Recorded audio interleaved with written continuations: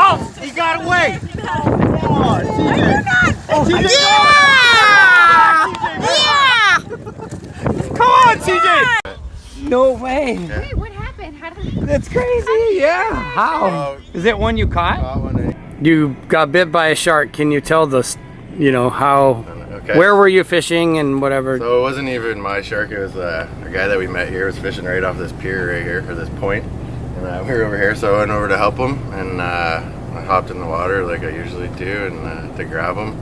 Anyways, the line ended up breaking, and I jumped in and a little too far and grabbed him by the tail to get the hook out of his mouth. And while he was swimming and thrashing around, anyways, my knee got into his mouth, I guess, and he sliced me up pretty good.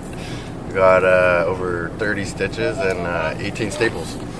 And did the RV help you recover by being able to relax? Definitely, because I was in there for about 2 weeks pretty much, like immobilized, because I couldn't bend my knee or anything. So I got to spend a lot of quality time in there, and yeah, got to know it pretty well. Definitely comfortable, watched a lot of movies, and yeah, good times. Are you still afraid of sharks? I don't know if I'd say afraid. Definitely a lot more respectful and cautious. They're a lot stronger than you think, even the little guys.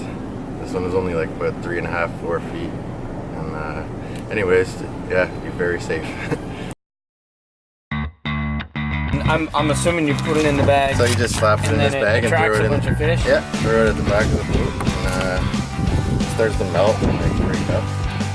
The fish start coming out.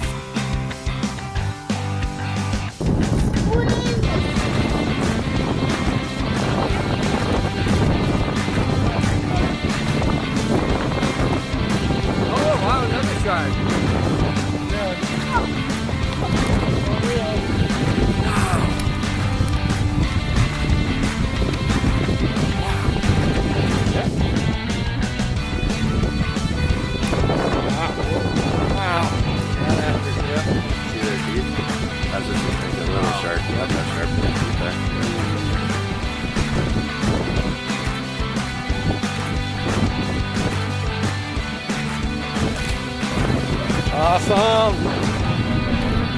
Amazing. Where's this thing? Oh, it's a huge catfish. Oh, there's another one.